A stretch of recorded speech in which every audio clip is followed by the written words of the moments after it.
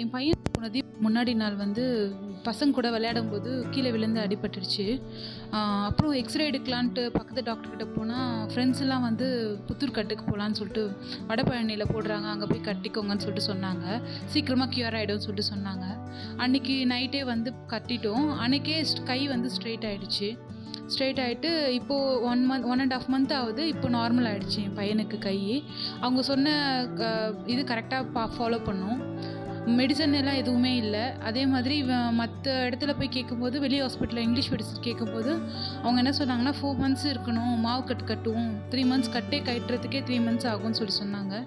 இங்கே 6 வீக்ஸ் தான் ஆச்சு. 45 டேஸ் மேக்ஸிமம் ஆச்சு, அவ்வளோதான். இப்போது ரெக்கவர் ஆகி